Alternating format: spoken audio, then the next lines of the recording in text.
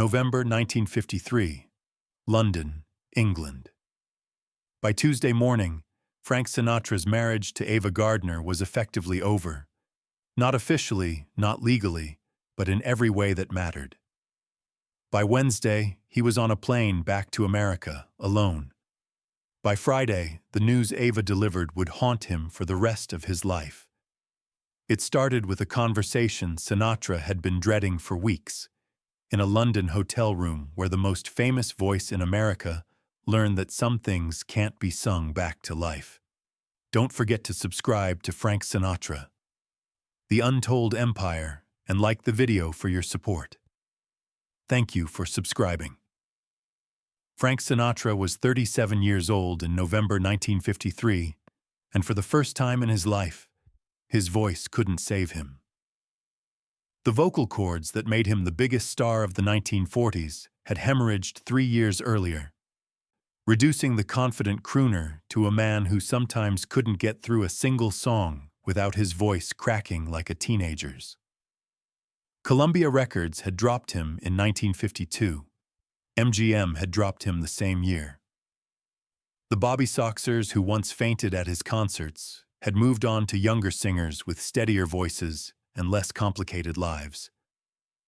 Frank Sinatra, who'd commanded the Paramount Theater stage while thousands of girls screamed his name, was now playing small clubs to half-empty rooms, wondering if anyone still remembered who he was. But none of that mattered as much as Ava Gardner.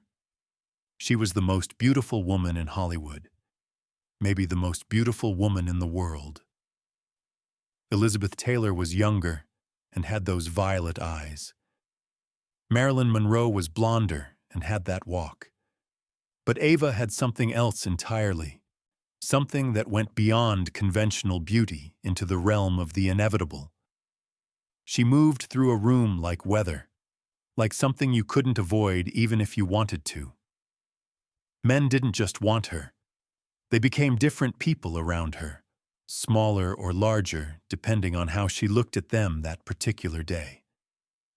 Frank Sinatra, who had commanded stages and seduced audiences and made grown women weep with a single held note, became someone he didn't recognize when Ava was near. Desperate, jealous, violent, heartbroken, obsessed, alive in a way that terrified him. He'd left his wife Nancy for her. Nancy, who had stood by him when he was singing for drinks and tips in New Jersey roadhouses. Nancy, who'd raised their 3 children, Nancy Jr., Frank Jr., and Tina, while he became famous, while he toured, while he had affairs she pretended not to know about. Nancy, who'd forgiven things she had every right to destroy him over, who'd kept the home stable while Frank's life became chaos and headlines and screaming crowds. He'd walked away from all of it because Ava Gardner looked at him one night in 1949 at a party, and Frank Sinatra stopped belonging to himself. That was 4 years ago. 4 years of the most intense, destructive, passionate, impossible relationship Hollywood had ever seen.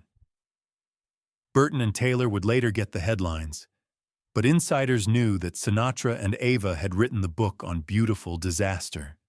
Their fights were legendary. The Hamptons house where Frank threw all of Ava's clothes into the yard. The hotel in Palm Springs where Ava smashed every glass in the suite and Frank punched a hole in the wall. The restaurant in New York where they screamed at each other until management asked them to leave, and then made up so intensely in the cab ride home that the driver later told friends he'd never seen anything like it. They'd married in 1951, and the marriage had been collapsing in slow motion ever since. Ava's career was ascending while Frank's plummeted. MGM loved her. She was making Showboat and Mogambo, becoming the star the studio had always believed she could be. Meanwhile, Frank was getting fired from those same MGM pictures, his voice unreliable, his box office appeal vanishing. The power dynamic that had always been fragile between them. Frank was the bigger star when they met. Ava was the rising talent. had inverted completely. Now Ava was the one with the career, the options, the future, and Frank was the one hanging on, desperate, showing up on her sets uninvited, calling her hotel rooms at 3 a.m. to make sure she was alone. The jealousy was eating him alive. It always had been with Ava, but it got worse as his career crumbled and hers soared. Every leading man she worked with became a suspected rival. Robert Taylor, who was filming Knights of the Round Table with Ava in London that November, was just the latest target of Frank's paranoia. It didn't matter that Taylor was happily married or that Ava's professionalism was beyond question. Frank saw the way men looked at his wife, and he couldn't stand it. He especially couldn't stand it when those men had the careers and stability that Frank had lost. So he'd been flying to London every few weeks during Ava's filming, supposedly to visit, actually to monitor, to check, to make sure. The transatlantic flights were expensive, money Frank didn't really have anymore now that his record deals were gone and the movie roles had dried up. But he spent it anyway, charging it to accounts that were running low, because not knowing what Ava was doing was worse than going broke.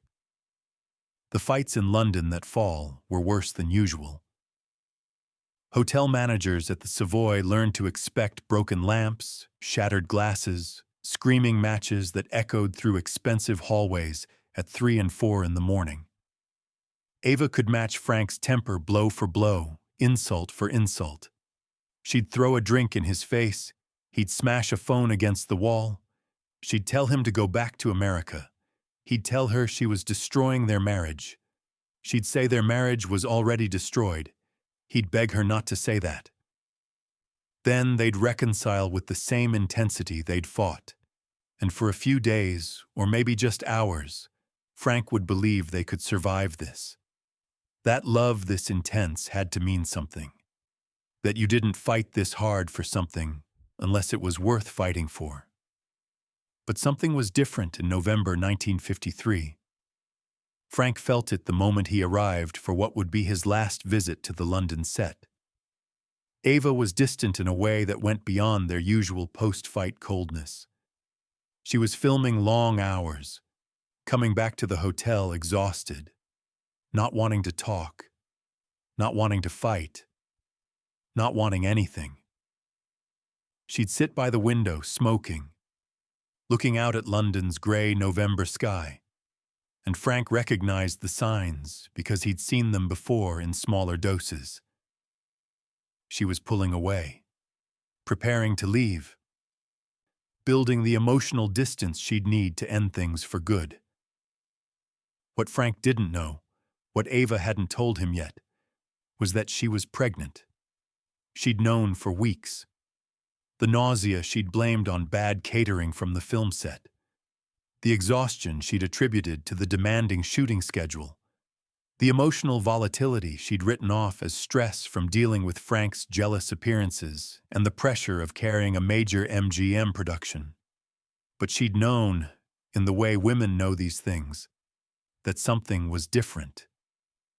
And when she'd finally confirmed it with a doctor in London, quietly, privately, telling no one, she'd faced a decision that had been tearing her apart for days.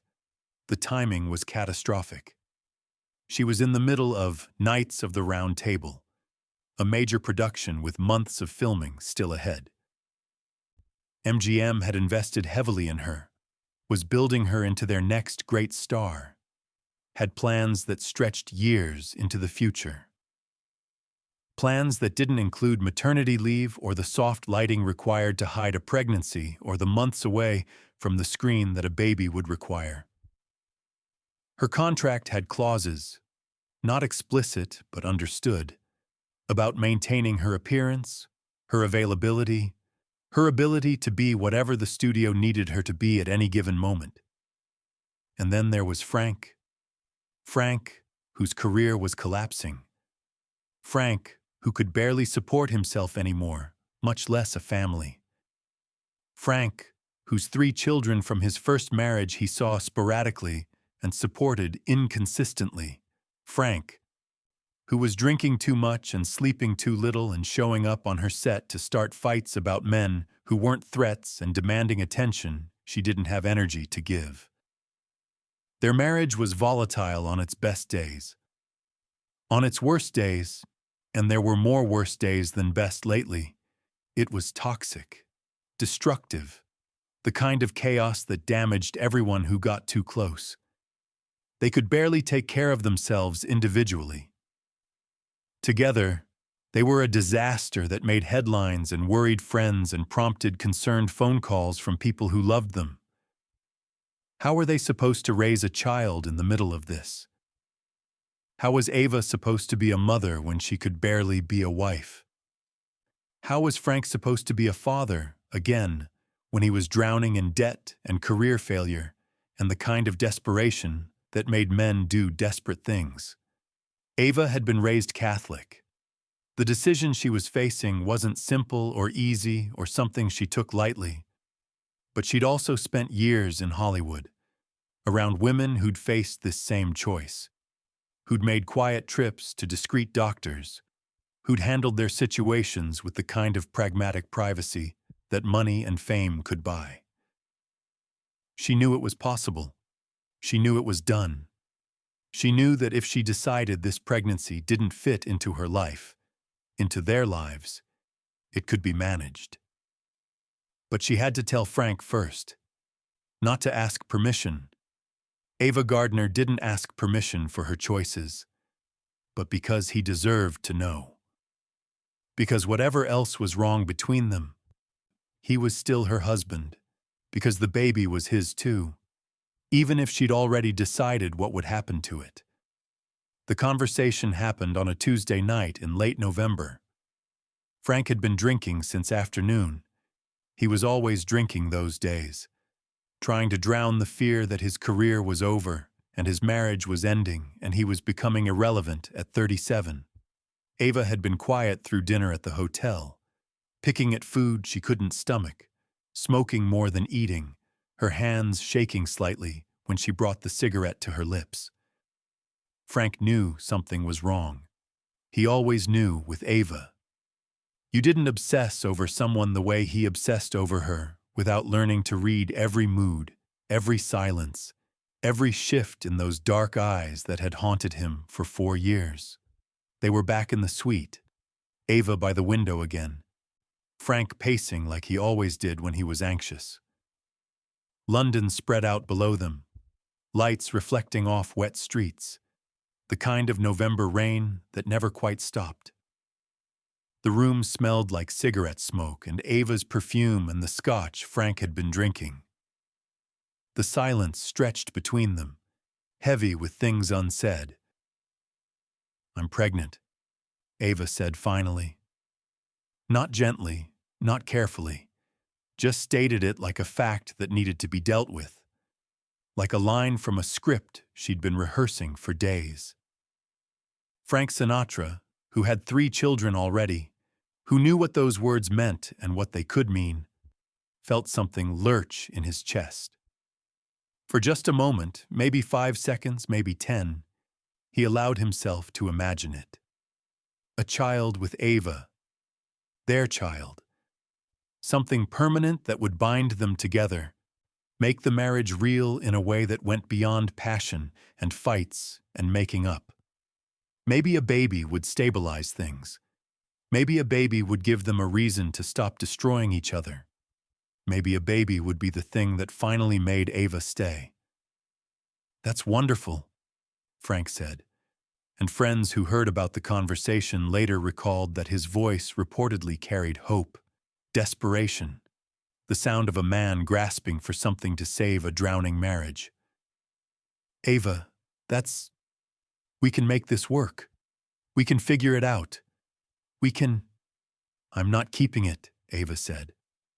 The words hung in the air between them, heavy and final and absolute. Frank Sinatra, who could talk his way into or out of almost anything, who'd built a career on knowing exactly what to say and how to say it, and what notes to hit to make people feel what he wanted them to feel. Found himself speechless, not keeping it. She wasn't keeping their child, their baby, the one thing that might save them. "What do you mean?" he asked, though he knew exactly what she meant. His voice sounded strange to his own ears, distant. Ava turned from the window, and the look on her face was the one Frank had learned to dread most. Not angry, anger he could fight against, could match, could meet with his own rage and passion. This was cold, decided. The look Ava got when she'd already made up her mind, and nothing anyone said was going to change it. She explained with the brutal honesty she brought to everything. She was in the middle of a major film. Her career was finally where she'd fought to get it. MGM had plans for her. Good plans, important roles, the kind of opportunities she'd dreamed about when she was a poor girl from North Carolina who'd come to Hollywood on a prayer. She couldn't take months off. She couldn't risk the weight gain, the time away, the studio's disappointment, and their marriage. She gestured between them, at the hotel suite that felt like a cage, at the relationship that had become more fighting than loving. They could barely keep it together for a week without fighting. How were they supposed to raise a child? Frank listened to all of it, feeling something crack inside him with each reason she gave. Each logical, pragmatic, sensible reason that added up to the same conclusion. Their baby wasn't worth keeping. The future they could have had didn't matter enough. He didn't matter enough. "You can't," Frank said, and those who saw him in the days after recalled him describing how his voice broke on the words. "Ava, you can't do this. This could be, we could." But Ava had made her decision. She'd made it before telling him, Frank realized. This conversation wasn't about making a choice together. It was about informing him of a choice already made. She'd thought it through, weighed her options, decided what her future looked like. And that future didn't include the baby she was carrying. "I have an appointment," Ava said. "Friday, it's arranged." Friday. 3 days away. 3 days until something that could have been their child would be gone. 3 days for Frank to try to change her mind, to beg, to plead, to rage, to do whatever it took to stop this. And Frank tried everything. For the next 72 hours, he tried everything he knew how to do. He begged, tears streaming down his face, telling her they could make it work. He'd get his career back, he'd be better, he'd stop being jealous, he'd support her career, they could hire help. His mother would come from New Jersey.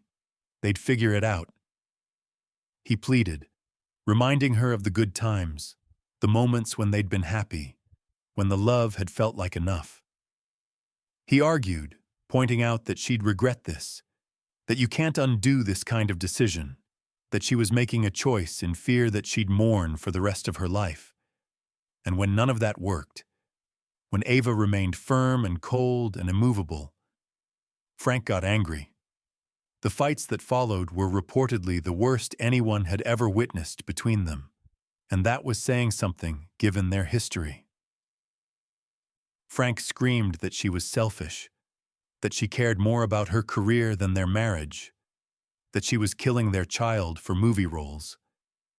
Ava screamed back that he was a hypocrite, that he'd abandoned his first 3 children for her, that he couldn't support himself, much less a baby, that she wasn't going to sacrifice everything she'd worked for to raise a child with a man who couldn't even get a record deal.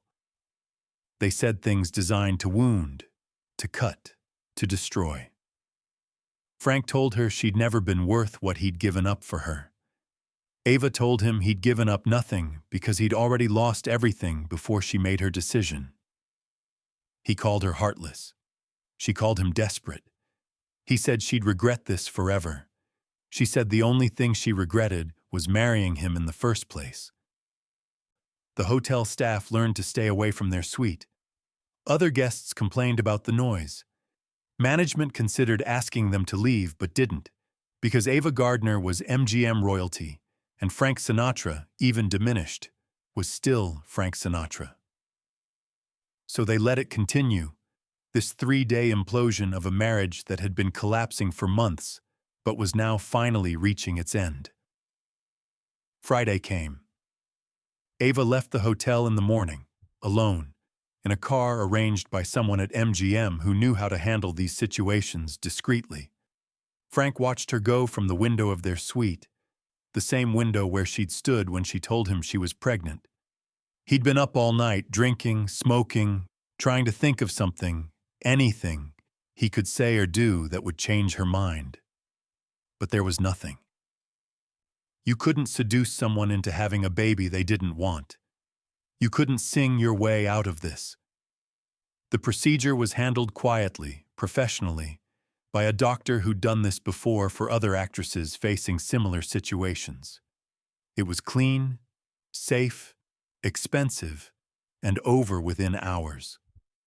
Ava was back at the hotel that evening, pale and quiet. Not looking at Frank, going straight to the bedroom and closing the door. Frank sat in the hotel suite's living room, glass of scotch in his hand that he wasn't drinking, cigarette burning forgotten in the ashtray, and felt something inside him break that had nothing to do with his voice or his career or his reputation. This was deeper, more fundamental. Ava had made a choice, and the choice was that their future together, the family they could have had, the life they could have built, wasn't worth the cost. They didn't speak for 2 days. Ava recovered in the bedroom. Frank drank in the living room. The silence between them was different from their fighting silences, the loaded quiet before explosions. This was the silence of endings, of things that couldn't be repaired, of damage too deep to heal. Frank left London on the following Tuesday, 1 week after Ava had told him she was pregnant. She didn't come to the airport. He didn't ask her to. They both knew what this was. Goodbye. Even if they'd spend years pretending otherwise. Even if the divorce wouldn't be finalized for years. Even if Frank would call her drunk at 3 a.m. for the next 3 decades, hoping to hear something in her voice that sounded like the love he'd lost. And from that day on, Frank Sinatra carried November 1953 with him like a scar. The ice-blue eyes that had captivated audiences took on a different quality after London. Something harder, more haunted, the look of someone who'd learned that love isn't always enough. The romantic crooner who sang about love and longing and forever now understood heartbreak in a way that went beyond lyrics and melodies. You could hear it in his voice when he finally started recording again months later, when Capitol Records took a chance on him, and he started the comeback that would make him a legend. There was a depth that hadn't been there before, a knowing that came from losing the one thing he thought might save him. He'd call Ava drunk at 3 a.m. for the next 37 years, hoping to hear something in her voice that might sound like what they'd had before London. He'd marry other women, twice more, have other relationships, build other lives, become the chairman of the board and a legend and an icon. But part of him stayed in that London hotel room, watching the most beautiful woman in the world make a decision he couldn't change. Learning that some things can't be controlled, no matter how powerful you become, or how perfectly you sing, or how desperately you love. Ava Gardner went on to finish Knights of the Round Table and make more films and have more relationships and build the career she'd chosen over the baby she didn't have. She never publicly spoke about November 1953, but those close to her recalled that she'd ask about Sinatra's children sometimes. Wonder aloud what age their child would have been if things had been different. Calculate birthdays for a baby that never was. The choice she made was the right one for her career, maybe even for her life. But it haunted her too, in quieter ways, in the spaces between roles and relationships and the bright lights of her success. Frank Sinatra learned that night what all people eventually learn when they love someone more than that person loves them back. You can be the most famous voice in the world and still not be heard when it matters most. You can command stages and audiences and eventually presidents, but you can't command a heart to want what it doesn't want. And sometimes the person you'd burn the world down for will make a choice that burns you instead. And there's nothing you can do but watch and ache and carry that ache with you until it becomes part of who you are, woven so deeply into your voice and your eyes and your soul that people who never knew why can still hear the heartbreak 40 years later. November 1953 was when Frank Sinatra's marriage to Ava Gardner truly ended, though the divorce wouldn't come until 1957. It was when the romantic crooner learned that love songs lie sometimes, that not every story gets a happy ending, that the most beautiful woman in the world can look at you with those dark eyes and choose her future over yours, and there's nothing you can do but survive it. And Frank Sinatra did survive it. Went on to come back and triumph and legendary status and a life that looked from the outside like everything a man could want. But he never stopped calling Ava in the middle of the night, never stopped wondering what November 1953 had taken from him, never stopped loving the woman who'd chosen her career over their child and, in doing so, chose a future that didn't include Frank Sinatra the way he'd needed it to. The pregnancy that ended in a London clinic became the child that never was, the future that never happened, the hope that died before it could be born. And Frank Sinatra, who would go on to sing about love and loss for 5 more decades, carried that loss with him until his death in 1998, 45 years after a November in London, when Ava Gardner made a choice, and Frank Sinatra learned that some heartbreaks you never stop singing about because you never stop feeling them.